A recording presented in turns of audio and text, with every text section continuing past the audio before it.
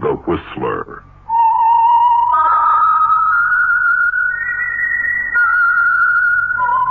Presented by the United States Air Forces in Europe.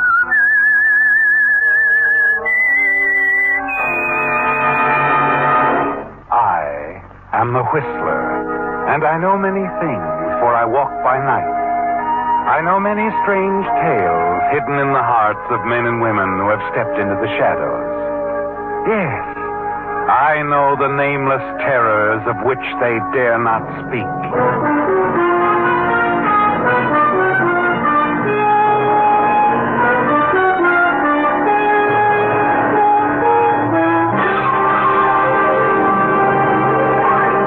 The Whistler will contain our information officer. Ask for USAFE pamphlet 190-1-27 on savings and investments. And now, the Whistler's strange story, The Huntress.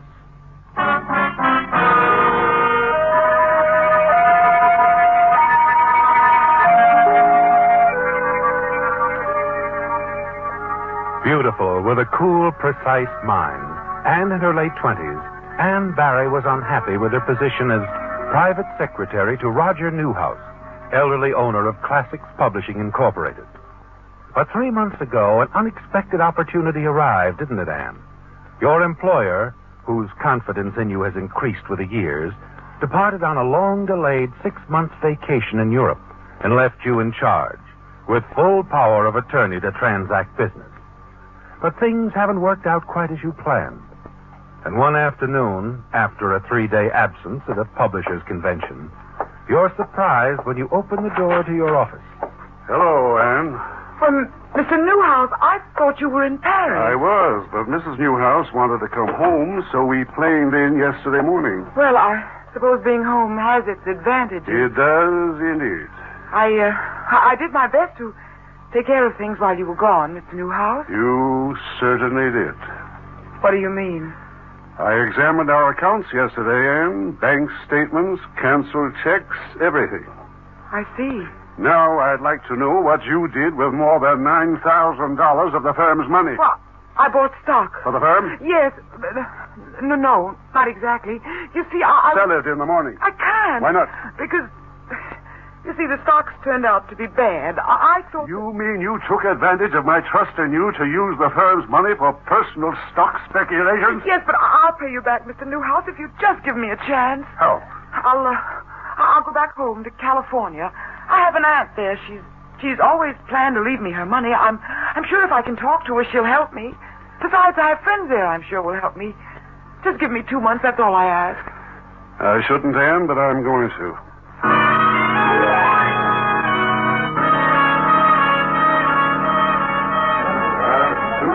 I'd like a ticket to Las Vegas on the 11 o'clock flight. Yes, ma'am.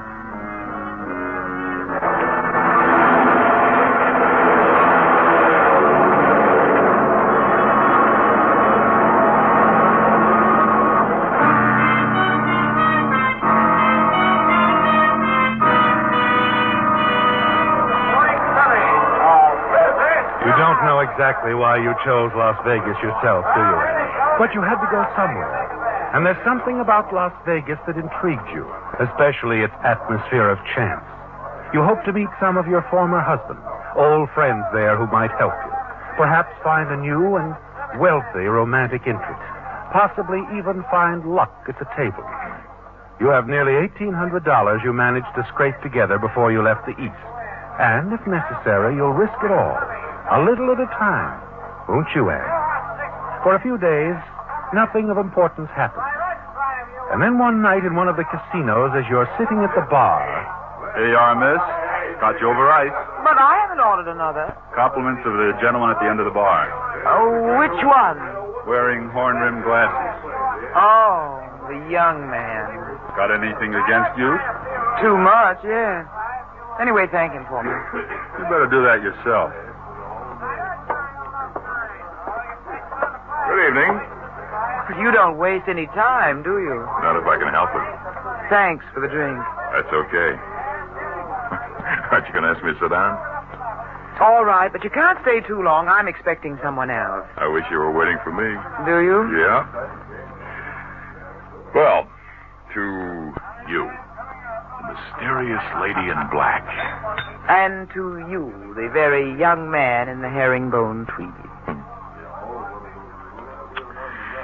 Tell me about yourself. There's something about you. Now, you're trying too hard, Herringbone. As I told you, I'm expecting someone. I had kind of hoped. Well, never mind. Guess I'll toddle along, huh? So long. Goodbye. Another drink, miss? No, I'm still on this one. Who was that young man, anyway? You don't know? No. He's Mark Bradford of Los Angeles. He's only got a couple of million. His mother left it to him. His father, Anthony Bradford's got plenty, too. How interesting.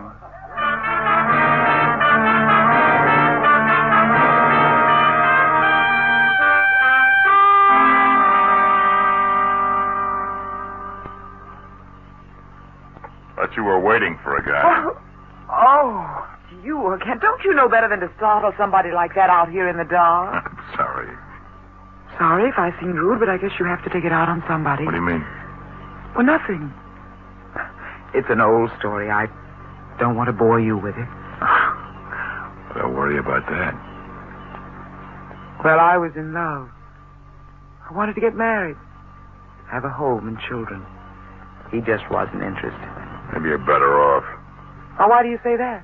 Because I know what the other side of the coin looks like. I'm getting married next month. You're not in love with her? No. Never was, really. Well, then why in the world? Oh. Because I can't tell her, that's all. Not after all these years. It would kill her. Let's skip it, huh? What about doing this town? Forgetting it all. What do you say? Well, I don't know. We don't even know each other's names. Well, let's keep it that way. We can pour out our hearts to each other and no harm done, huh? Come on, let's go. Two little black sheep off on a spree. All right, I'm on.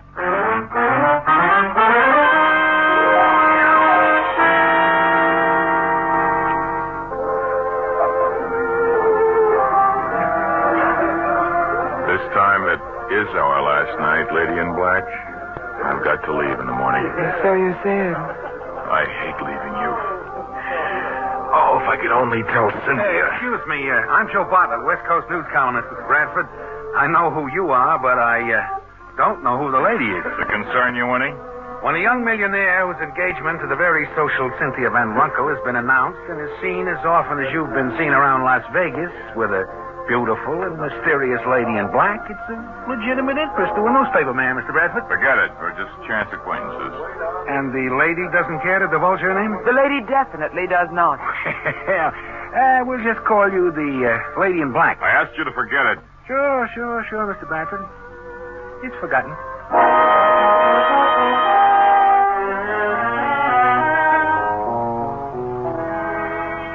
But it's not forgotten as far as you're concerned, is it, Anne? Nor is it farewell. No, you're certain that if you handle things wisely, you can become Mrs. Mark Bradford. That some moonlit evening before too long, the stage can easily be set for a quick elopement to Arizona. You remain in Las Vegas for a few days after Mark leaves for Los Angeles, and then you do likewise.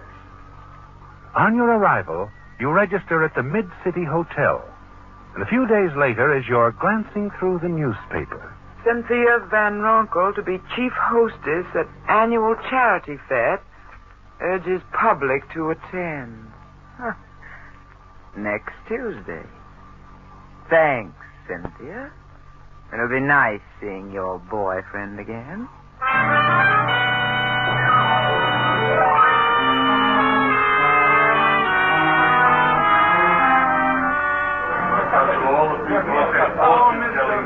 Well, of all people, hello. Hello. Good to see you again. Yeah, Mark, I don't think I've ever met this lady. Is our man Barry? Oh, sorry. I'd like to present Carl Van Runkle, Miss Barry, my fiancé's brother. I am pleased. You know Cynthia? I'm sorry, I've never had the pleasure. Oh. Well, haven't I seen you someplace before, Miss Barry? I don't think so. Ever been to Europe? No. Oh, the orchestra. Carl, you will excuse us, won't you? I'd like to dance with Miss Berry. Oh, surely. Go right ahead. So your name is Ann Berry. Mm-hmm. You haven't been out of my mind, Ann. Seeing you again makes everything even tougher. You're going through with your marriage? Yes, Ann, I have to. Good luck. But I think you're being unfair to Cynthia. But I'm trying not to be. That's why. She'd prefer to know now rather than after the wedding. She'll survive. I did. You know, Ann, I believe you're right. Of course I'm right. I can only tell Cynthia right away tonight. You've got to tell her pretty soon, Mark, or make up your mind to marry her and forget everyone else. Including you? Including me. I'll try to tell her this evening. If you succeed, Mark, you can find me at the Mid-City Hotel.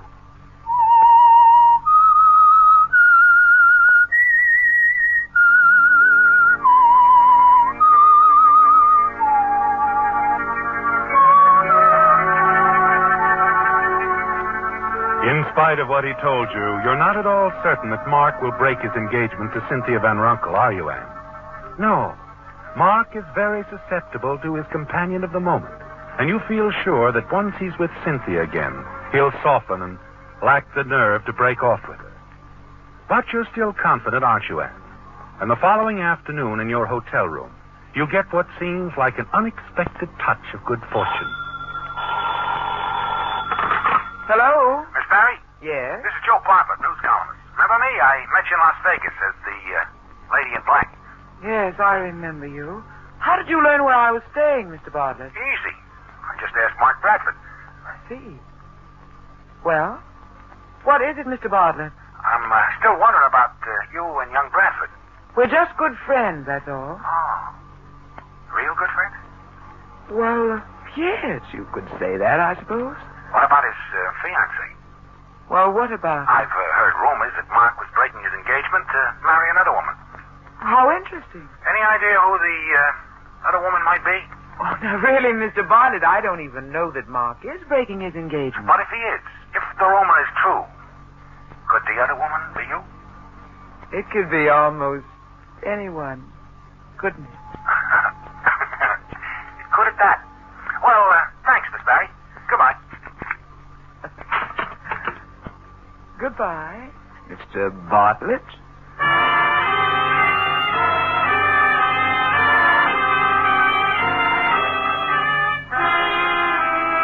You smile to yourself as you sit back and wait for developments. And they're not long in coming, are they, Anne? Exactly as you hoped, Joe Bartlett carries a big story in his rumor column next morning. And late in the afternoon, you get a phone call from Mark and arrange to meet him at a small, out-of-the-way cocktail lounge. A few minutes after your arrival, you learn that the reporter, Joe Bartlett, accomplished even more than you'd hoped for. So you told Cynthia. After that newspaper story, what else could I do? She asked me point blank how I felt about you. How did she take it? Terribly. Cried like a child. Not the worst of it. Our friends are off of me. My father was so shocked he could hardly speak. Sorry? No.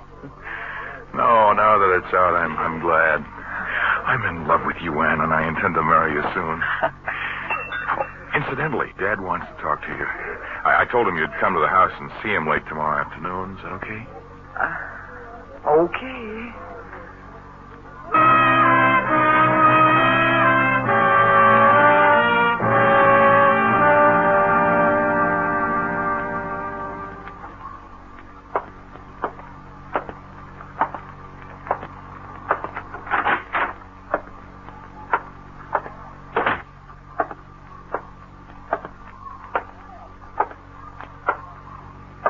Mark said you wanted to visit with me, Mr. Bradford. Yes, I do. Naturally, I'd like to get acquainted with a young lady my son thinks he wants to marry. Thinks he wants to marry? Let's say he's sure he wants to marry you. But you're not sure he should. I'm open-minded, my dear. Well, I'm ready for the cross-examination. Shall we proceed? We've plenty of time, my dear. First of all, I'd like to show you the house. I'm especially proud of my gun room and quick freezer. Quick freezer? Yes, I bought it after the war, surplus. I do a lot of hunting, like to freeze my birds, wild game, and so forth. Eat them when the mood strikes me. As Mark told me, you were quite a hunter. One of my two pet hobbies. Shortwave radio is the other. Oh, incidentally, it's almost time for the McTavish's call. McTavish? Yeah. An old Scotchman in faraway Zanzibar. We contacted each other accidentally some years ago. Been kidding each other ever since. Oh. Come along, Miss Barry. I'll even show you Mark's old nursery.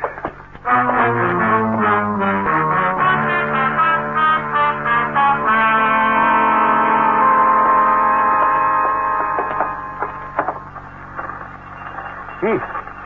6 o'clock. I use the clock radio to turn on my shortwave set. McTavish will be on any second now. Calling W6XBY USA. This is VQ1XR Zanzibar.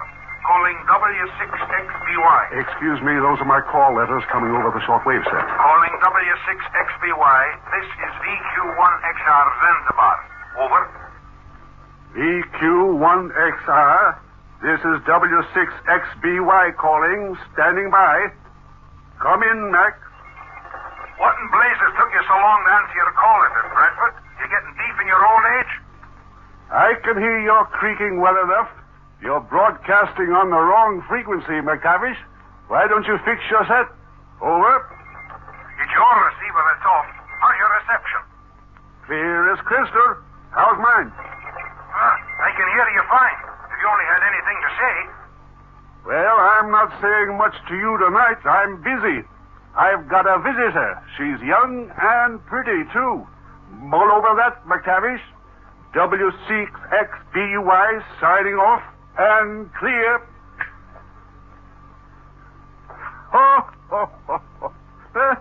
For two men who've never met, McTavish and I are great friends. Well, let's be serious for a few minutes, shall we, Mr. Barry? Of course. Well, Carl Van Ronkel, Cynthia's brother, you know, seems very certain that you are not all you seem to be. Frankly, I'm checking into your background. I'll have your full history in a week or so. You have to move quickly, don't you, Anne? It's now or never, isn't it? The time for the moonlit tete-a-tete and elopement can't be postponed any longer. Not even another day, can it? That evening, you suggest a long drive, and finally park high in the hills, a myriad of lights dancing beneath you. It's beautiful down there. It's almost sad, isn't it? Yes, it does seem sort of sweetly sad. Mark, are you sorry about us, I mean? Of course not, darling. Are you? In a way. Why? Because I don't like this having to justify my existence. Your father investigating me, all that sort of thing. Well, darling, it's only natural that Dad would It's only be natural to want to be trusted by the man you love, too. But the way things are, I feel like a slave on an auction block. Anne, You you either can't. love me and want to marry me, or you don't, Mark. Now, which is it? You know I love you. Then you'll marry me now, tonight. Well, then it's yes. We'll fly to Yuma tonight.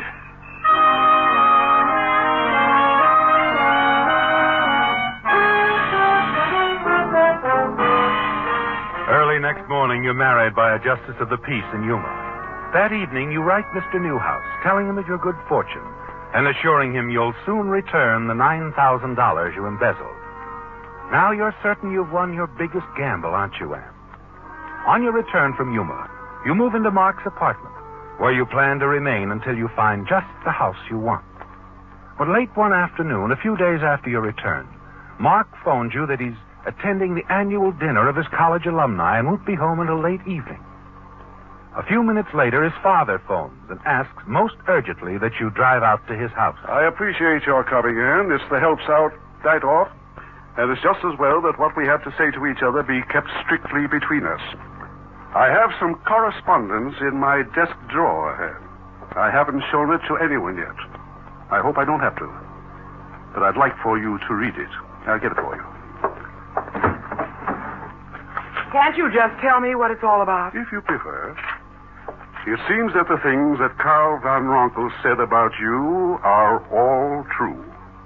And many other things. And what do you plan to do about it? I'm going to give you a chance to exit gracefully. How much money does exit gracefully mean? Not a cent. Oh, you forget I'm Mark Bradford's wife, and when a man of his wealth wants to dispose of his wife, the courts usually make him pay rather heavily for that privilege. Not when the marriage is fraudulent. Fraudulent? Exactly. You made the mistake of lying on your marriage license. You swore that you'd never been married before. That's perjury. And I'm sure the marriage can be quickly annulled. I don't think Mark will want the marriage annulled.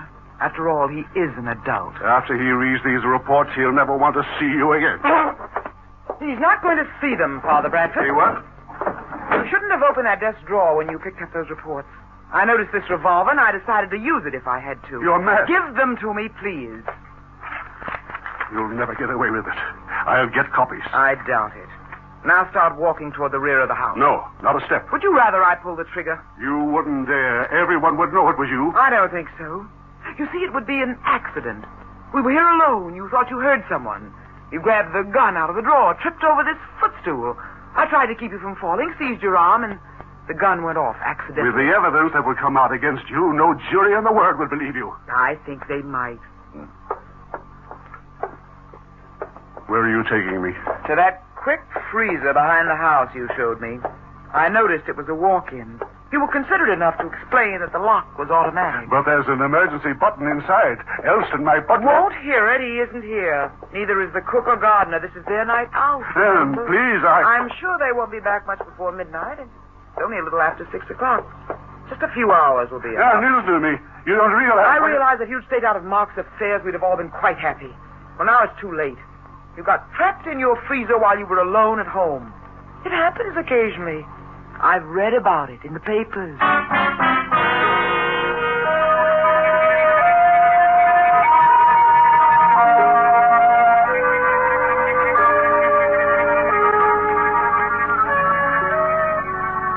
Once the freezer door closes on the elderly Mr. Bradford, you breathe more easily, don't you, Anne? You remain outside the freezer for nearly an hour, but as its poundings and entreaties grow weaker and finally stop entirely, you decide to return home. As the hours pass and nothing happens, you're certain your problems are solved. You smile as you await Mark's return from his college dinner. Then, at a little before 11 o'clock... This is Ann Bradford. Yes? I'm Detective Lieutenant Graves of Homicide. Homicide? That's right. Well, won't you come in? Thank you. Why the late visit, Lieutenant? Has anything... I'm sorry, Mrs. Bradford, but you're under arrest. Arrest? What for? For the attempted murder of your father-in-law. You... He didn't die in that freezer, Mrs. Bradford. We got to him in the nick of time, and he told us the whole story. How did... We got a tip from Washington over our teletype. Sounded like a joke, but we decided to search the premises anyway, and we heard that freezer buzzing. Washington, I don't see how... The radio monitor there picked up a short-wave message from abroad. Here, I'll read it to you. W6XBY, Anthony Bradford, has just missed his first shortwave appointment in many years. The old buzzard must be either sick or dead. Please investigate immediately. Thank you, VQ1XR McTavish, Zanzibar. The Whistler. Listen next week when once again the United States Air Forces in Europe present The Whistler.